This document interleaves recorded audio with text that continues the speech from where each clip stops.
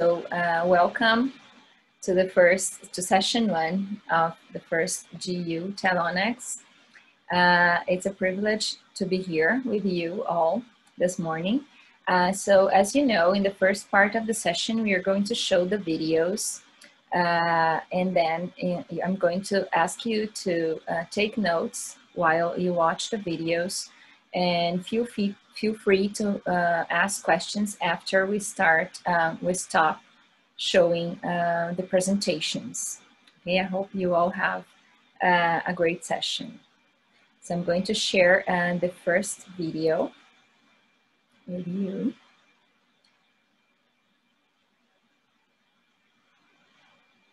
Just a second.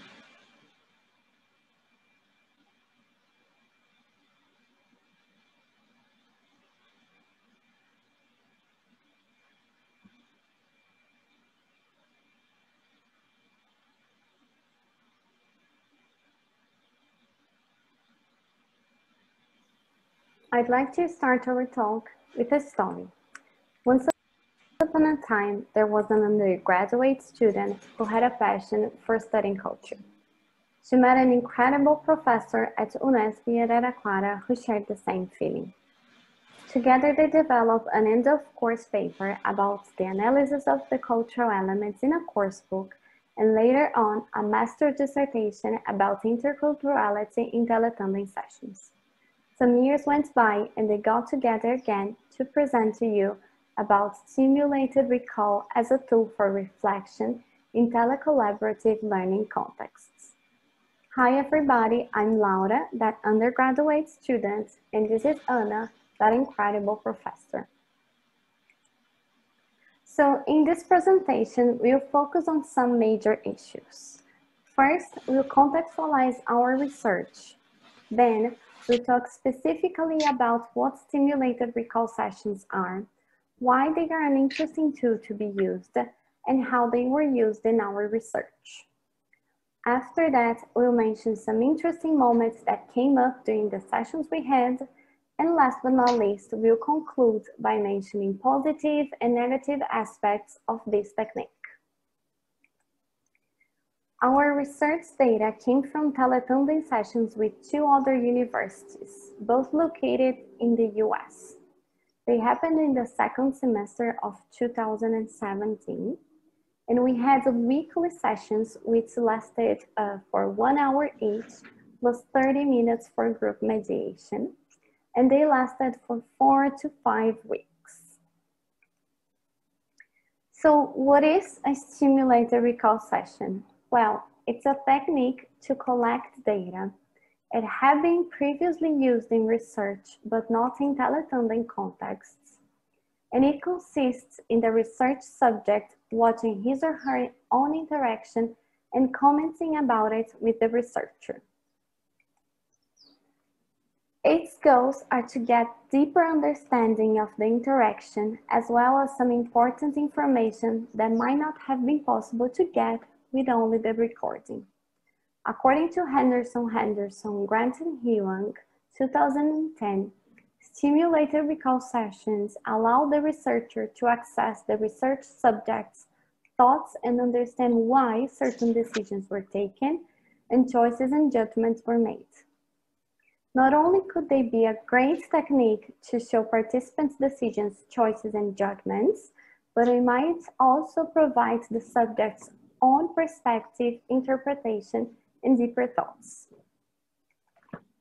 Those authors suggest that they should be done right after the activity itself, be recorded on video, focus on promoting participants' confidence, provides clear instructions, and contain questions and statements that are not direct but include a specific contexts. 4 people from University 1 and 3 people from University 2 were selected for the stimulated recall sessions based on the time that we had to do the sessions. After their weekly interaction, participants had an in-person group mediation in the language lab. During this time, mediators guided participants to comment on possible moments in which they might have mentioned cultural elements. Taking these moments into consideration, the researcher watched the interaction recording and wrote down comments and questions to be discussed during the recall session. When they met again 1 week later, the participants and the researchers sat down to watch the previously selected parts of the interaction recording. And while they were watching, the researcher made comments and asked guided questions.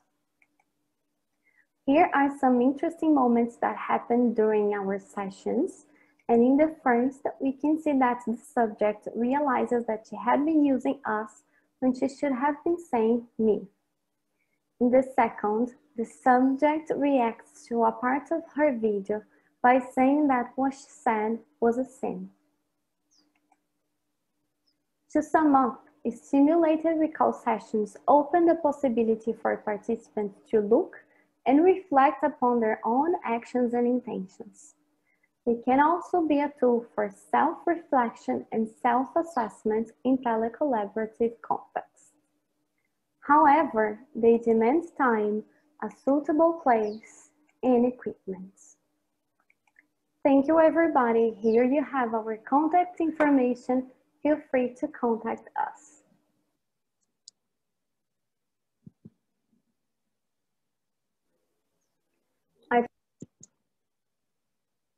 Okay, now we are going to watch the second video of the session.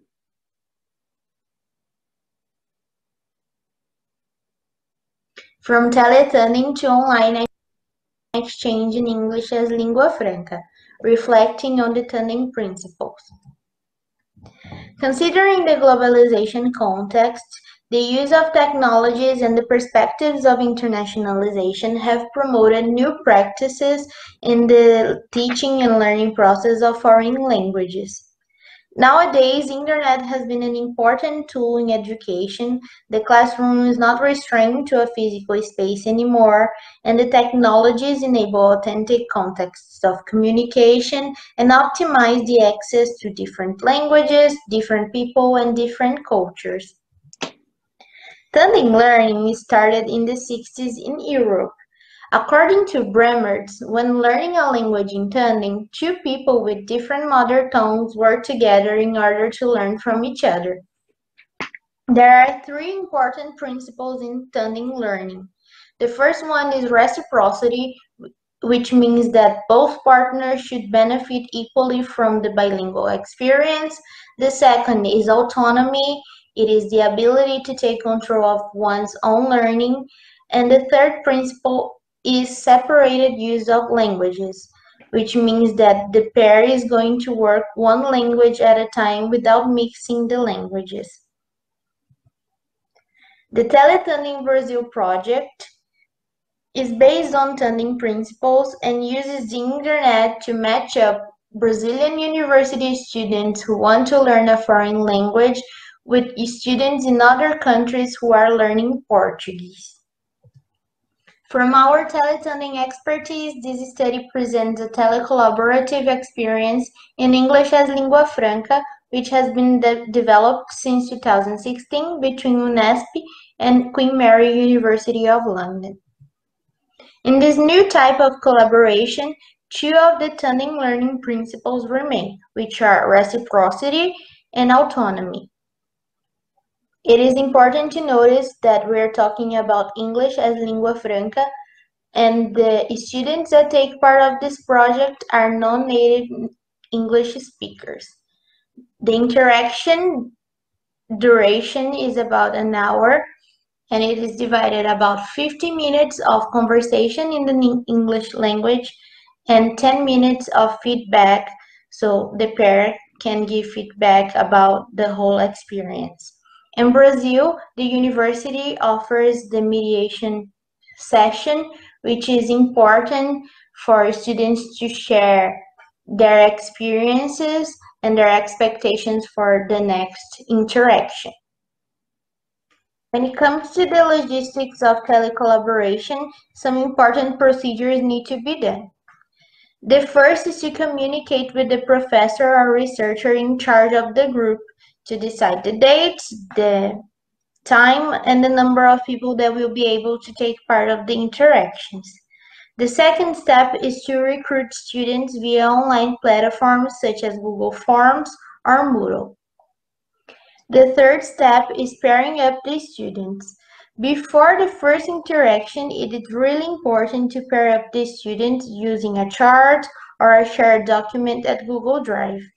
The professor or researcher can put the students' contact information and, most importantly, the Facebook profile link, since Facebook is the platform that is used in telecollaboration as lingua franca. During the interactions, it is important that researchers and professors follow up the students' progress and help them when it's necessary. In Brazil, as I said, there are mediation sessions in which the students share their experiences, and it is an important moment because they also share some difficulties and ideas to overcome those difficulties in the next sessions. And last but not least, there is the feedback between institutions in which professors and researchers can reflect around the whole process of telecollaboration as lingua franca. Here are some pictures of the interactions that we had last semester, and they talk, they share pictures on Google. Here is a student of Queen Mary sharing with the Brazilian student that the professor gave them paçoca, which is a Brazilian candy. And they share lots of pictures, they use lots of resources to talk about culture, to talk about food, and to talk about what they do, about cartoons. And it's really interesting because we are talking about completely different cultures and using English to talk about them. So it's a very nice experience. To conclude, through the telecollaboration in English as lingua franca experience, we found that participants use the language and exercise two tandem learning principles, autonomy and reciprocity. They experience linguistic and transcultural perspectives because they are talking in a language that is not their mother tongue about different cultures. They are offered opportunities to expand the classroom and educational content, having an authentic way to communicate in a different language in a way they can access different cultures. Telecollaboration is a time-consuming experience full of processes, but it is really valuable to the learning process. If you want to contact us, you can scan the QR code. Thank you very much for your attention.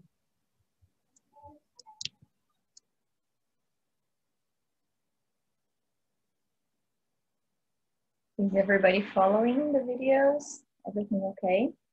So we're going to the next one. Okay. Hi, everybody. I'm Maria Cristobalina Moreno, and I am a teaching professor at the Spanish and Portuguese department at Georgetown-UNESP. And I'm Rebecca. I'm Rebecca Cox. I'm a sophomore in the School of Foreign Service, and I'm also the CEO and founder of Project OLAS.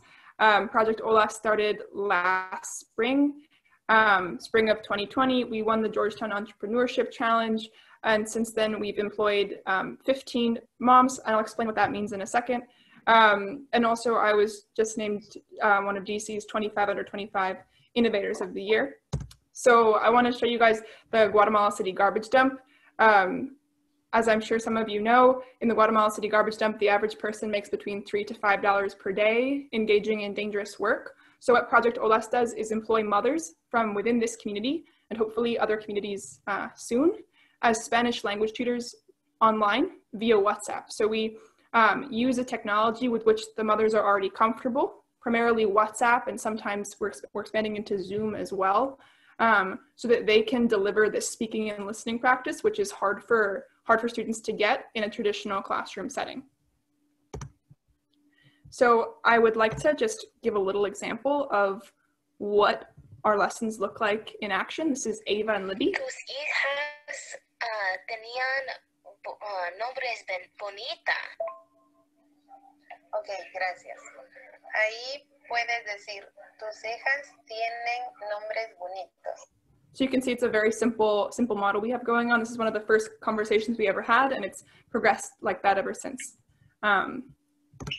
And yeah, basically what OLAS offers is a different type of tandem learning. I think the reason that we've had so many students excited about this, we have 50 students per week who are paying out of pocket for this experience, is because of this thing I call the OLAS mom factor, where students are connecting across all sorts of boundaries, not just a cross-cultural boundary, but also socioeconomic boundaries. And I think about that factor of maternal love as well. I always introduce the idea by asking people who taught them their first language. And I think that there's some sort of, there's some real power in that keeps students coming back to their lessons. And we've also started to partner with Spanish departments and Spanish professors like Professor Moreno, who's going to explain a little bit more about what that's going to look like, because we think that this has a lot of potential long-term as an in-the-classroom option. And so just a couple things to wrap up my portion. Here are a couple quotes that really explain that OLAS mom factor. So speaking with Rosaura has changed my life and made me reconsider my entire academic path at Georgetown. And then this is Carly Cabot, a student. And then from an OLAS mom, Jeanette, she says that all her students have changed her life completely and have shown her how much she's loved. So if you want to reach out to us with any questions, feel free to contact us at info@projectolas.com. Check out our website, and then of course follow us on our social media platforms at Project OLAS. So feel free to take it away. Yeah, thanks, Rebecca. I'm going to talk about the integration of Project OLAS in a Spanish social linguistics class. This is a seminar conducted in Spanish that focuses on the interaction between language, discourse, power, and society. And we are going to be integrating Project OLAS in spring 2021. The topics covered in this class are language and identity at all levels, individual, group, and national level, gender, race, ethnicity, and language, oppression and colonialism, bilingualism, language ideologies, and language policy.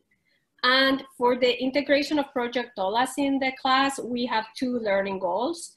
One is obviously the Spanish language learning, and the other one is experiential learning for the content of Spanish social linguistics. In this seminar, we pay special attention to the way race, ethnicity, class, and gender are used as tools in the unequal distribution of power, status, and material goods. And we are going to be focusing on Guatemala as a case study, but we also cover other speech communities around the Spanish-speaking world. I follow the CBL pedagogy that is coordinated and supported at Georgetown University by the Center for Social Justice. It consists of 20 hours of student work with marginalized and underserved individuals or groups or organizations working with and for them. These hours are structured to meet community-defined needs and are integrated into the course curriculum. For the definition of learning, I like this quote by David Kolb from his book in 2014. And he says, learning is a process whereby knowledge is created through the transformation of experience. And he highlights the concepts of concrete experience, active experimentation, abstract conceptualization, and reflective observation. For sure in this class, we emphasize the collaborative nature of learning, the importance of social context, and the integration of learners into the community. In particular, the content of the class is critical social linguistics, and it's important to highlight that social change for the common good is the goal of critical social linguistics. Therefore, telecollaboration potentially becomes a powerful feminist tool for the disruption of power dynamics in the exchange / creation of knowledge. In Project OLAS, as Rebecca was describing before, uneducated, marginalized women take the roles of teachers. They are the authority voice, the knowledge bearers for the educated, social, and economically privileged students from the US.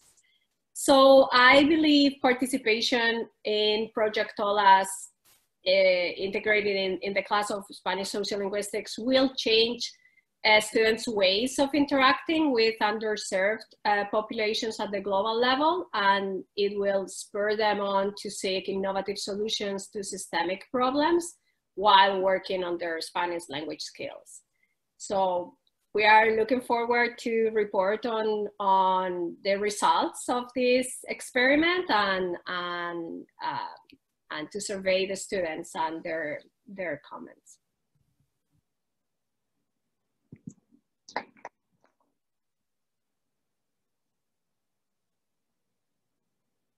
Now we are going to the fourth video of this session.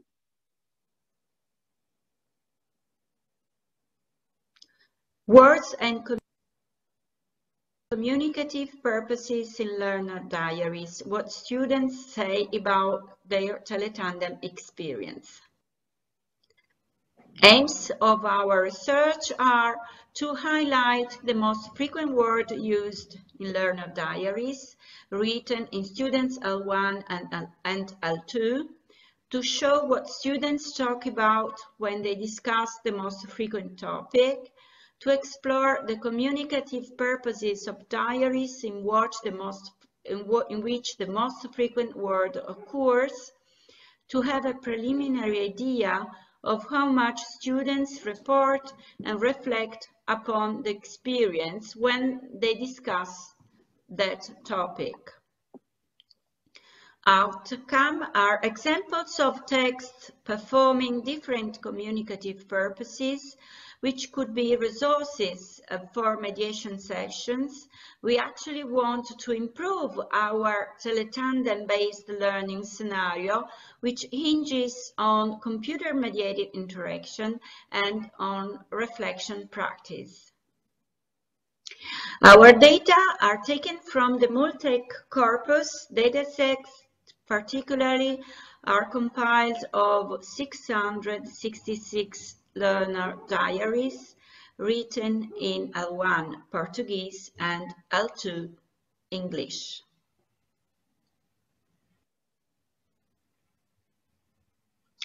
Our theoretical framework is, for instance, Bailey and Orsner, who defines learner diaries as an account of a second language experience as recorded in a first-person journal. Learner diaries report affective factors, language learning strategies, perceptions of language learning experience, and how students interpret different events.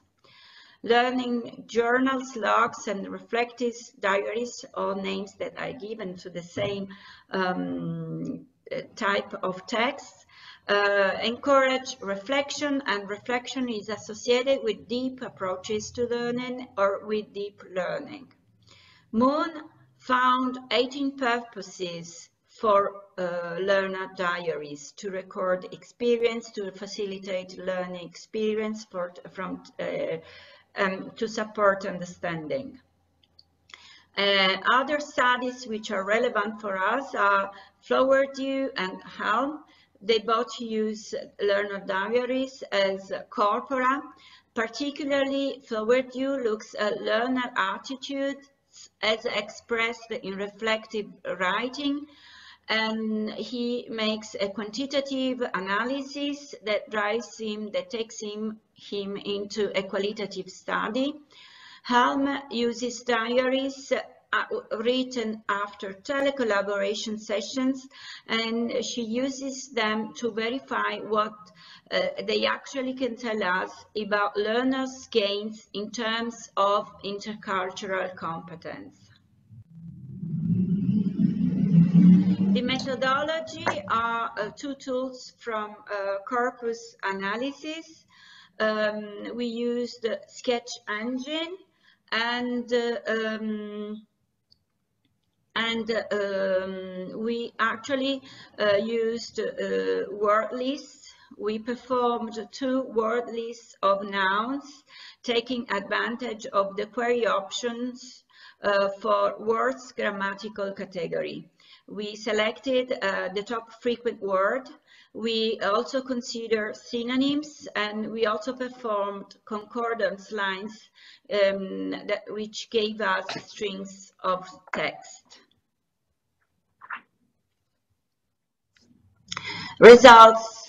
Results show that in corpora, the most frequently used word is interaction, interação. In the English corpus appears also conversation. Word context exploration shows students report very often and evaluate the experience, reflect on tasks like learning strategies, and on their learning experience in relation, for instance, to goals. And they reflect as well on their partner's learning experience. Examples of test, purpose, reflecting on the learning experience. I'll let you a few seconds to read what is in bold.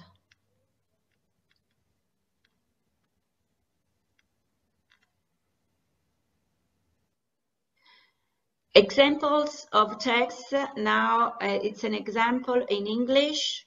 Here the student reflects on learning experience, but also from partner's perspective.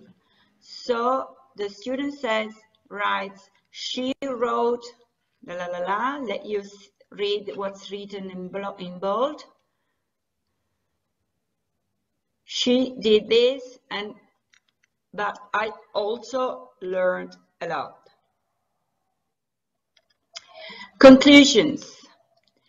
Data show that students simply reporting, evaluating the activity, saying that it was good, interesting, reflecting upon the activity itself, one's own learning experience and the other's learning experience.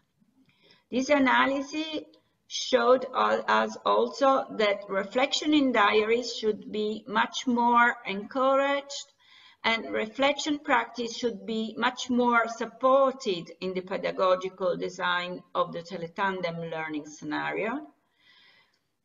And data show that also that teletandem learner diaries prove to be respectively a learning context and an activity which allows students to develop their ability to think and to reflect upon the experience also from partners' point of view.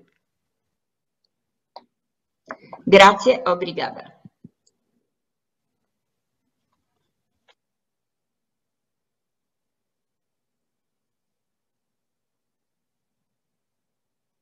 Back to the session.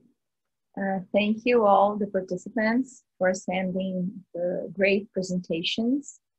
And now I'm going to ask my colleague Annelise Dutra from Universidade Federal de Ouro Preto here in Brazil to help us in the debate session. We're going to have some questions for sure, because the presentations, I'm sure they were very inspiring.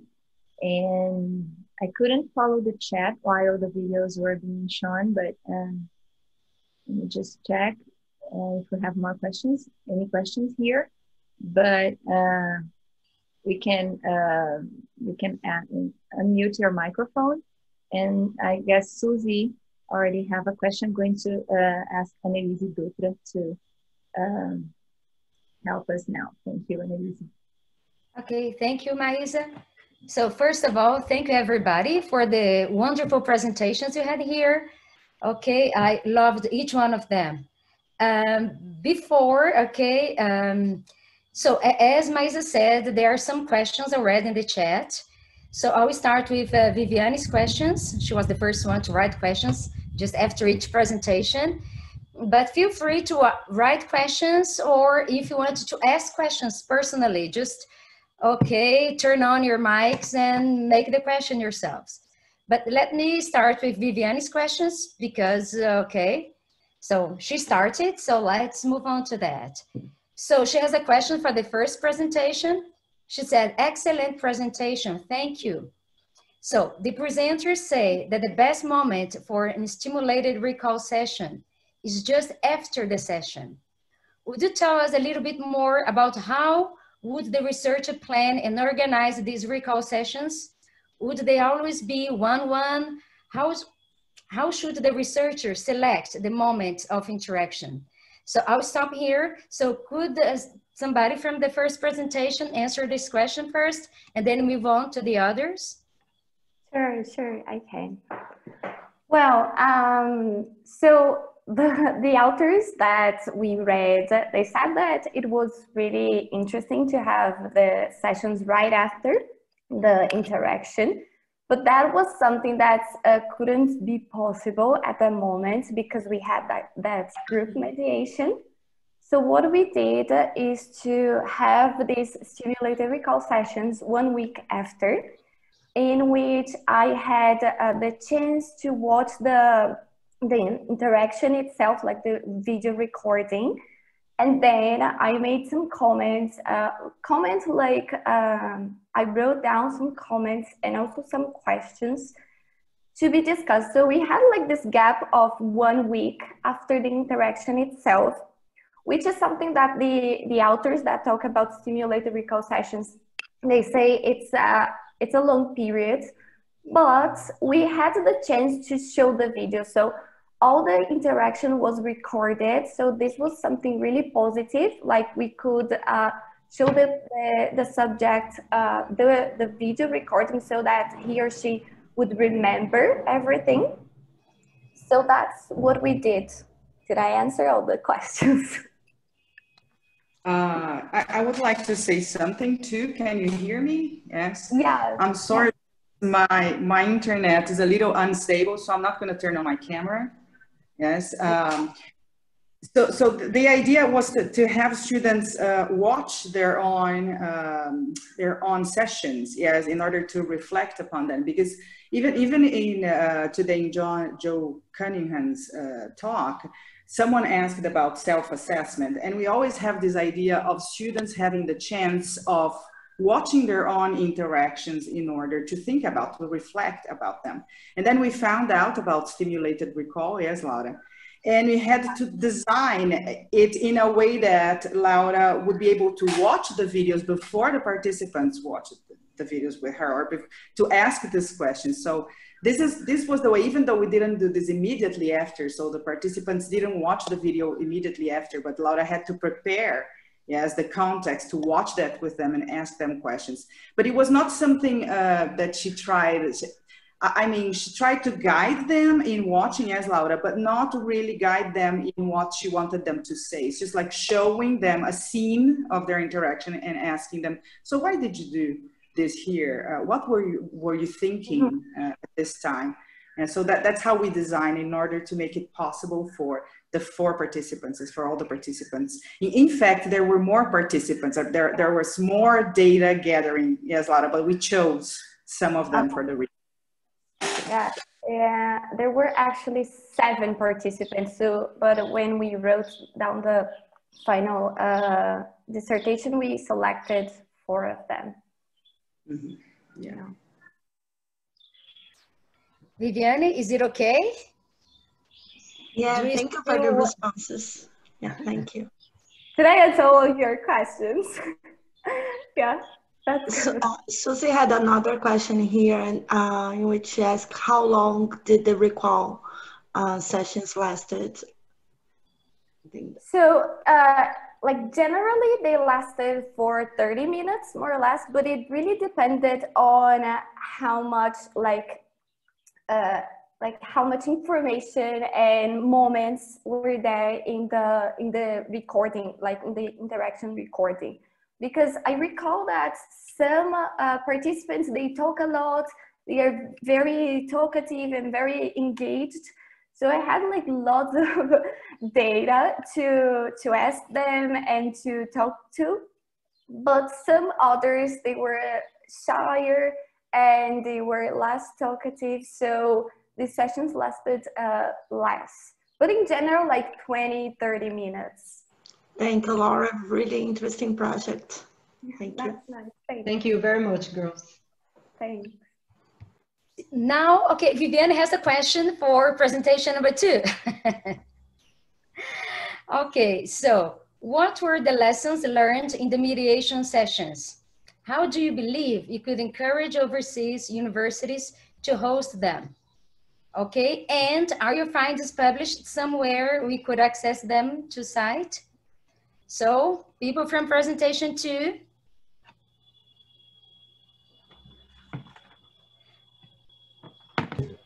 Hello, if I can come in from the UK, Will Hutton here. So the students on my side at Queen Mary University of London in London, we're a university with about 26,000 students. About 50% of them are international. So since 2016, I've been working with Daniela and Bianca and other students of Daniela on telecollaboration for ELF, English as a lingua franca. So on my side, these students are generally newly arrived international students who are coming to the UK to study. So they're usually, the majority are from China, but others are from East Asia or the Middle East region, but they've come to the UK. So on our side, our mediation sessions, we very much focused on how they learned about Brazil and how they widened their perception on some of the challenges, what life was like in Brazil, particularly being a student in Brazil. I tried to keep it focused on what does it mean to be a student in your home country, what does it mean to be a student in the United Kingdom, and what does it mean to be a student in Brazil.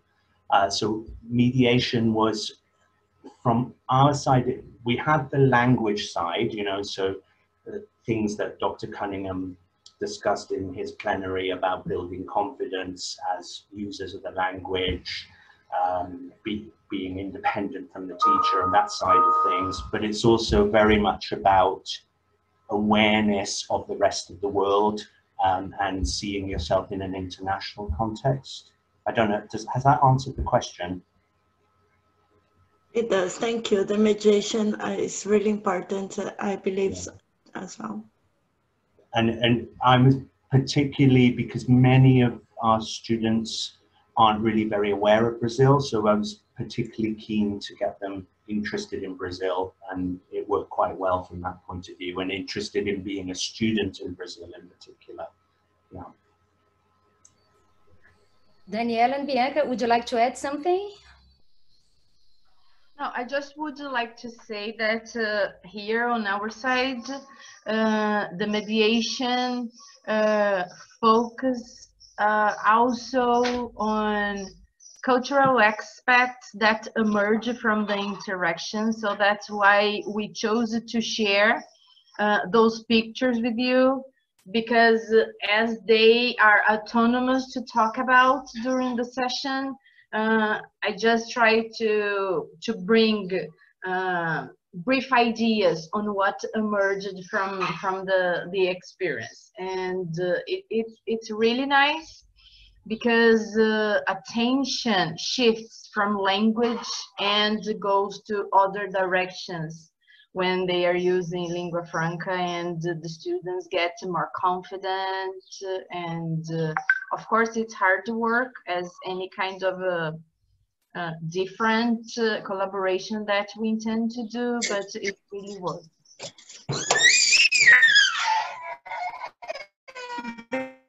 Brinca com ele, Bibi.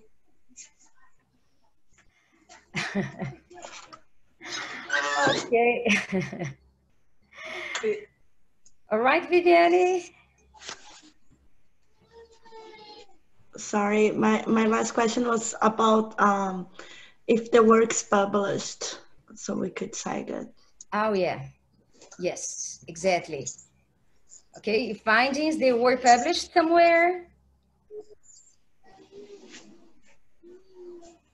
Well, yes, we have some. I was typing to her. I'm going to give you, Viviane, my email address, and then we can share some things with you. Is it okay? Yeah, of course. Thank you. I think we have plans, but I'm primarily teaching focused rather than research focused. So we have plans. Anyway, I believe that if wish to get to know a little bit more, maybe you could write to Daniela and ask for more information. Is it okay, Daniela? Yeah. Okay. Yeah, and can I just say that if any of the colleagues here present are interested in similar collaborations, I'm always interested in bringing students from the UK together with students in Brazil. We're a Russell Group university, and obviously, as Dr. Cunningham pointed out, this is the time for collaboration, telecollaboration. So if anyone's interested, through Daniela, please get in touch. Oh, perfect, Will. I can say that I'm one of them, yeah? I'm really interested. Okay, so still following Viviane's questions, she has a question for presentation 3. So, what is the type of training offered to these mothers? And what are the limitations of using WhatsApp to conduct the interactions? So, Annelise, maybe we could add Edivan Brito's question because it's also about the third presentation. So there is another one? Yeah, okay. Yeah. So he has a question about the OLAS project. How do participants in both countries benefit from their participation in the project? And also specifically about the social linguistics course, what kinds of assessment are used? And I'm going to add my question too, if I'm allowed to. What kind of activities do you have during this class to report to the experiences reported on the chat, on the WhatsApp conversations?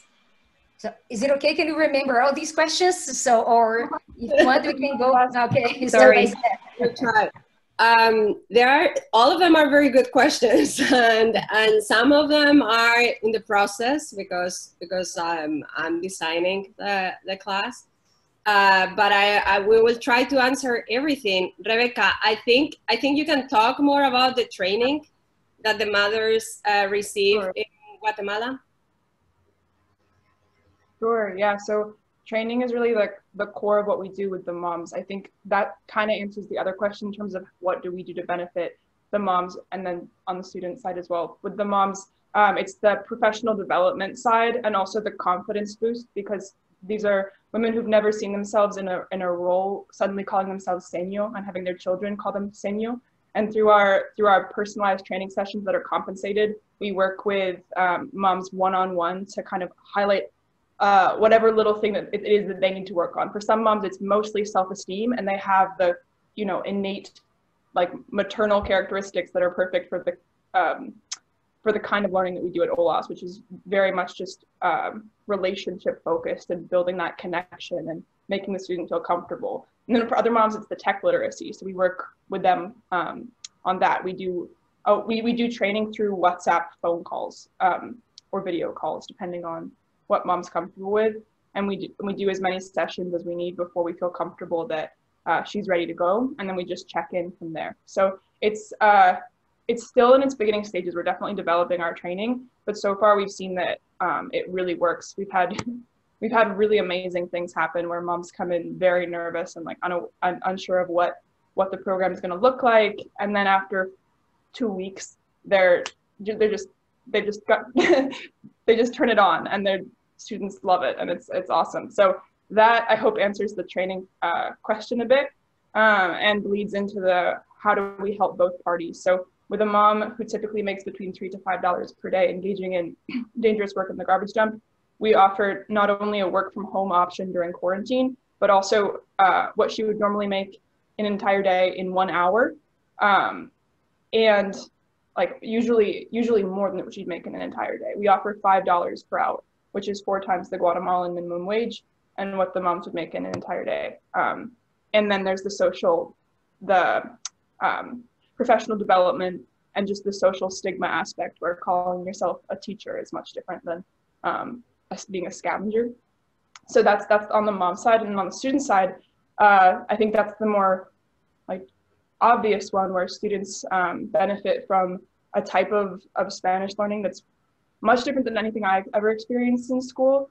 I think it's wonderful to be in a classroom setting with other students who are learning a language, but when you connect with someone who's different than you on so many levels, not just across those cultural boundaries, but as I was saying in the presentation, socioeconomic boundaries, there's really a transformational experience that happens, and students are interested in taking their language skills and doing something really important with it. In addition to the confidence boost that they get from speaking with a mom whose training involves like talking about how do you be caring, how do you be warm, how do you make sure the student feels welcome, which allows the student to kind of forget they're speaking a foreign language and just connect on a person-to-person level. I hope that answered the question and wasn't a ramble. I'll let Professor Moreno talk about how we're measuring the impact in the classroom. Yeah, and I also want to emphasize that idea of the benefit for mothers and for students.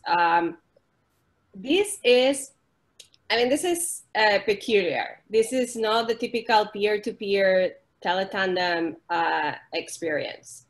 And we have seen other telecollaborations that are based on a language coach. But those language coaches, like in other projects, are always educated, people who are supposedly perfect for teaching a foreign language. And that is exactly what I think is rich from Project OLAS, that's not the point. The point is having a regular speaker of Spanish from a very, very different environment and connecting through those differences. In relation to the other question, I think Edvan also had a question about specific kinds of assessment. And I think Maisa, you were also asking about somebody was asking about what activities. Yeah, what kind of activities do you have during the social linguistics classes? So it is, as I said, it's a discussion-based class.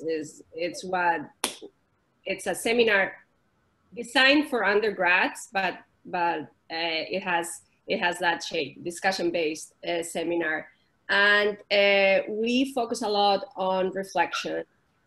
So all these presentations today gave me lots of ideas, and I really want to explore the recall sessions and the mediation sessions, but we mostly do learner diaries in a sense, no? Like not exactly, but reflection diaries. We have like a class journal where everybody is reflecting every week on their experiences, and obviously, I mean, the class hasn't been taught with the integration of Project OLAS yet.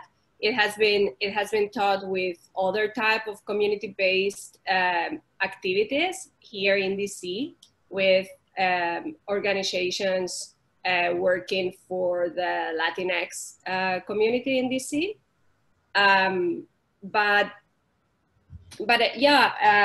So we will focus on reflection, and we will focus on integrating the knowledge they acquire from their conversations with moms into the classroom and the opposite. And I'm planning to bring the mothers as well to the classroom. I mean, our virtual classroom, if it is taught or fully online again in the spring semester, we still don't know. But yeah, and that is exactly what I was trying to highlight in the little video, that I think it has that potential of breaking barriers and disrupting the hierarchy. And this is who supposedly should teach you how to speak a language, or what gender means in the world, or what is the you know what race and ethnicity or oppression means. And I think people who are experiencing firsthand should be the ones talking about it. And so I think it has a lot of potential for liberation. Yeah, I'd also like to add just briefly, because with Professor Moreno's partnership, that's starting in the spring, but with the classes that we're partnering with right now, we have a number of things that we're doing. We have a seminar model, and we also offer the one-on-one sessions where students are doing the very much tandem learning, where they're just speaking with a mom one-on-one. And the professors, in terms of what activities, the professors are really in charge of that in a lot of ways. Like we collaborate, we have a curriculum, but we can collaborate with the professor as much as they want to make it match their syllabus. So if you're talking about gender issues in Central and South America, we can talk about liderazgo, like in the community. So the mom can talk about how she's a leader within her community, in all sorts of different ways. So there's the opportunity for inclusion there. Thank you. I believe everybody's eager to know the results. Yeah. I'm looking forward. I'm very excited. Since we started this partnership in last spring, talking to Rebecca, she came to my office with this idea, and immediately I saw the potential for my classes, and so it has been a nice ride. Looking forward to the spring semester.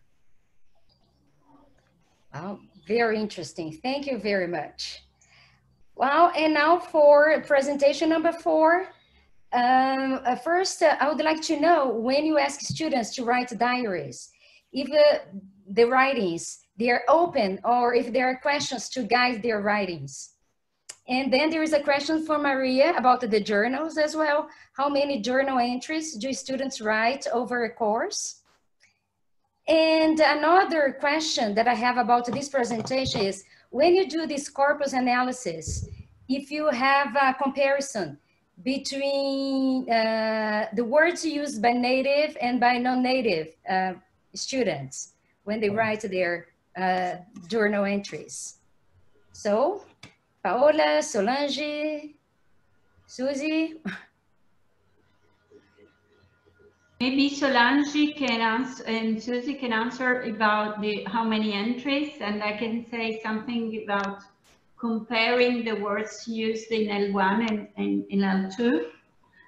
What surprised us was that, in L1 Portuguese and in L2 English, we had the same kind of words that have been used.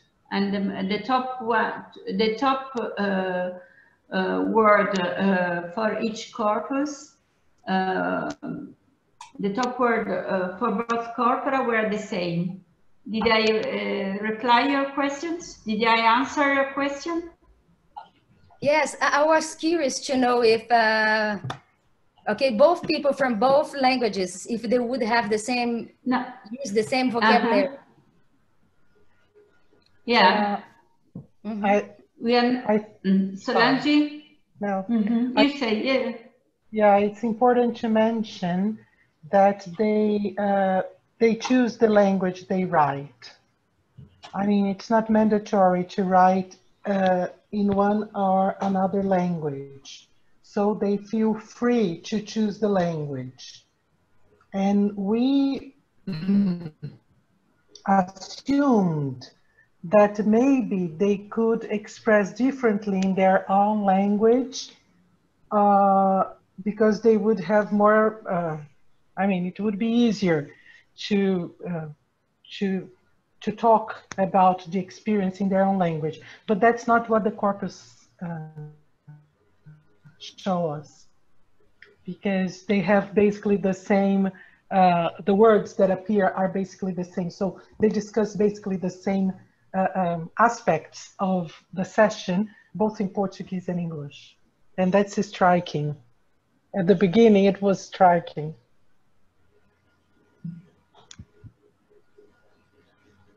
What about the diary writings? Were they open? There were questions? How many sessions? Susie, would you like to approach that? Okay. They have to, well, they're expected to write a learning diary after every session, every oral session. So we strongly suggest that they write immediately after, in fact. But we see that some students tend to write like during the week before the next session on the following week, right? So at least one diary per week, right after they have a conversation with their partner. About guiding questions, we do have a few, like 4 or 5, I think 4 guiding questions, because students usually ask us, you know, like, what should I write about, right? Especially the students who participate in Teletunnel for the first time.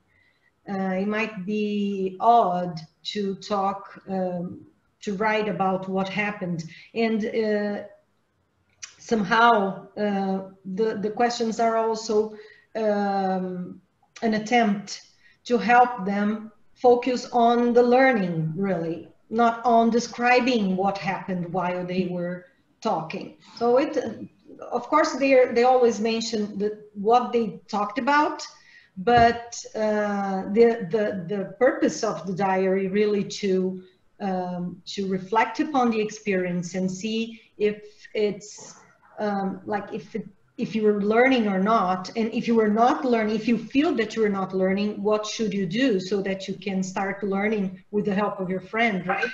So there are 4 learning guiding questions, mostly related to what have you had any, what do you think you have learned? Have you had any problems communicating, or have you had any conflicts with your partner? How have you dealt with that? And if you feel that you are not learning what you wanted, what are your, like, how do you think, what do you think you should change in order to learn? Something like that. The questions are basically or roughly related to these topics.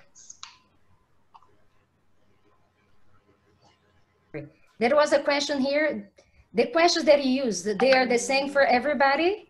For they vary from session to session, or they are the same? They are the same. We present those questions in the tutorial or the orientation meeting in the beginning of the experience. And we share these questions with students so that they have a file with the questions in case they want to remember what they are. Okay, Maísa also would like to know if there is any kind of mandatory format to write the diaries, just like word limit, specific topics, things like this? No. They can write as much as they like. What the corpus shows us is that the more they advance, the more they write, and they analyze deeply as they move through the project. Like in the beginning, in the first diaries, you have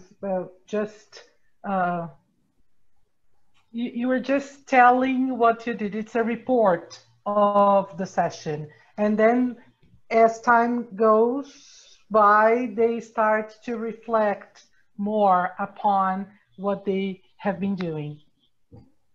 May I say something that I was thinking about Laura's work while she was presenting. When I asked you, Laura, what kind of questions have been asked during the stimulated recall sessions, what I had in mind, and I didn't want to go further, but now I think it could be nice for us to talk about. But what I had in mind was really maybe reading, I don't know if your students write diaries, but maybe reading their diaries would also show you what, like some guiding issues. It doesn't mean that you are going to bring all of them, but I don't know, maybe what they write in their diaries is really what is bugging them or confusing or surprising, or I don't know. There must be a reason why they have focused on those issues in the diary, I don't know. Yeah, but what happened was that, and I'm about to answer one of the questions there. Like we had like 2 telethon sessions, like with 2 different universities. And we had like, with the first university, we had like 16 participants. And with these 16, we got 8 for the group mediation. The other 8 were answering diaries. So they had, not answering, they were writing diaries. So we had like these 2 sites, like one group with like in-person group mediation and the other writing diaries. But we did what you said, the idea of this, but in group mediation, like in person, because when we talked in the group mediation, we had this in mind, like this kind of, the idea that you suggested, like having guided questions to see what was bugging them, what was like maybe some interesting moments.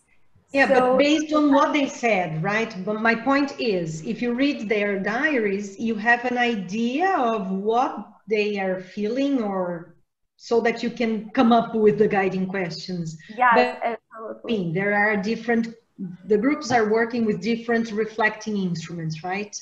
Yes, yes. But it's really nice. Yes, I guess the diary has this effect of like showing what the person was feeling at the moment, and it's also really interesting to read. Yeah. There's another question here, right? Yes, there is another question from Bruna. Would you like to answer, Solange? Okay. So could you read the question? Are the diaries only for students to reflect upon their own learning, or for research purposes? Or the teachers read those diaries and work on the students' difficulties throughout the sessions? Yes, the diary is used for mediation sessions. So after they write the diaries, we read the diaries, we give them feedback, we use the content of the diaries in our face-to-face mediation sessions, like this appeared in one diary, how can we deal with that? So we feedback them weekly. We use this to the face-to-face mediation sessions, and we know exactly what is going on. It's a very time-consuming task for teachers and mediators, but that's how we have been doing down here. And we work the difficulties, not throughout the sessions, but throughout the mediation sessions. And also we have this one-to-one mediation, because the diary serves as a tool for mediation as well. I don't know if I answered. A lot of work, Bruna. Yes, it is. Can you imagine? People, we still have 4 minutes to go. Any other questions you'd like to ask for anybody from the 4 presentations? Any other comments? Anything? No, there's something here. Yeah, I guess I was waiting for some time, but I have a question to Daniela, Will, and Bianca. if you could share with us a little of your biggest difficulties in mediating these groups of English as a lingua franca. And where did the funding for the OLAS project come from? That's the Will's question to Professor Moreno and Rebecca. I'm going to talk about our side, and I think the first and major difficulty, it was in the beginning that we chose to use Skype for the sessions. But in England, they had a different version, so it did not work here for us. So it was a challenge because we found out at the moment of interactions, and that's why Facebook came very straight to us, and it was the possibility for the moment. And it is still a challenge that we can, maybe now we can try different formats, because as students, Will's students are from different countries. So you can imagine students from Asia, for example, it's really hard to have their Facebook ID. And the same for our side. So Bianca has worked on online forms to try to make it easier for us, so we can access, and then we can copy the Facebook IDs, and then it can be shared. You know, for us, I don't know, maybe for me, my point of view, it was one of the biggest challenges. And as Solange said, everything we've been sharing here, it's time consuming, but we love what we do, and that's why we are here even this morning. I would agree that a big challenge is two institutions not with a shared platform. So how do you establish what the right platform is to facilitate the telecollaboration?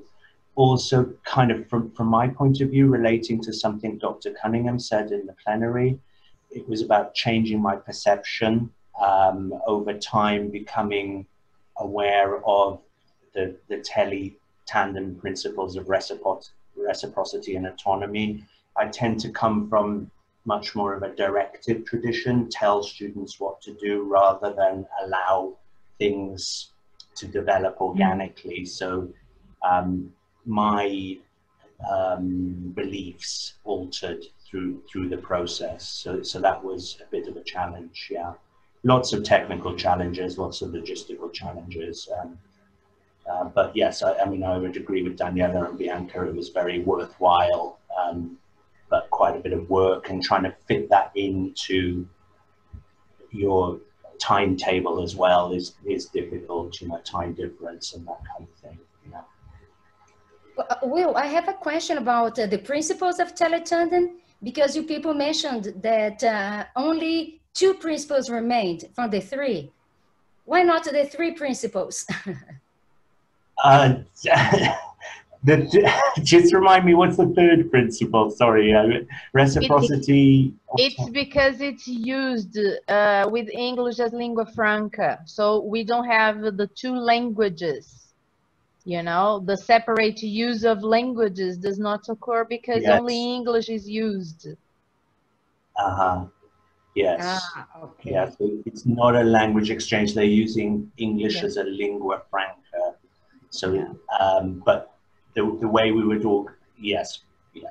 We also made use of Mahara on our side, which is an e-portfolio system, and that worked quite well. So our side created a page which they shared with the Brazilian side, and there was a little bit of interactivity on that page as well, which was quite successful. Oh, great. Will, you have a question about the OLAS principle. Would you like to ask it yourself? Yeah, no, I was just wondering, you know, the money that paid the teachers, where did that come from? Is that directly from the university? So, thank you for the question. I think Rebecca is in a class right now, so I'm gonna. Oh, Rebecca, you're there. I can talk about the funding for my class. And I have funding from the Center for Social Justice at Georgetown University. So my students won't need to pay for out of pocket. But Rebecca can talk about the project in general and how she developed it. Yeah, right now it's students just paying out of pocket, which demonstrates to me that it's a really powerful idea, because most college students don't have a lot of money lying around. So the fact that we have 50 students every week who are willing to pay $13 an hour for what we offer is really cool. But ideally, we'd like to move into. Yes, sorry. Yeah. So from the money they pay, you pay the teachers. Is that right? So it's self-sustaining. Exactly. It's a self-sustaining model. So we see the potential for a lot of growth, and we could probably spreading to other scavenger communities across Latin America. How do you organize payments? And how do you get the money? Sorry, how do we do that? We partner with an NGO, so they help us on the ground in that sense. Okay. So they're making cash payments on the ground, is that right? Or it depends on what the mom comes with. Yeah. Right?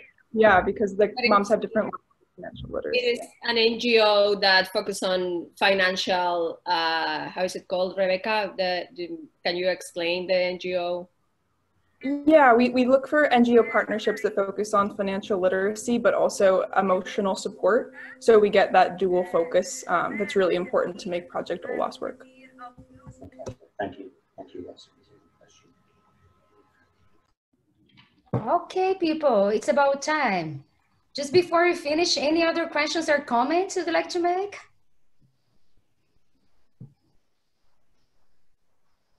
No, I would just like to, yes. I'm sorry. I just like to add that during our last telecollaboration in English as lingua franca work, we had to deal with the fact that we had a big number of students, and we have never organized the Facebook links before the interaction. So I think it's very important for us to, I work with the organization of the interaction. So it was a difficulty in the beginning, me as a student interacting with a student from Queen Mary. I realized that it was a difficulty because we lost so much time connecting. And then when we worked with Will and Dani, and we decided that it was better to get out the links, the Facebook links, before when they subscribed to the project. I think it helped a lot. And so we had all organized, and the students would only connect together. Like, it was easy. We had some difficulties because of the number of students, because of the space, but it worked really well in the sense that we could connect faster than before, because it was a problem, and seeing I had this point of view as a student, and then after that as a researcher, and I looked at that, and I felt like it was better, and we had best interaction after our sessions were better because we connected the students beforehand. So I would just like to clarify that, because it was a really important action that we decided to take. That's it. Thank you, Bianca. Well, Maisa, would you like to say something before we finish? No, just to thank you all for your participation, and we look forward to seeing you in the afternoon sessions.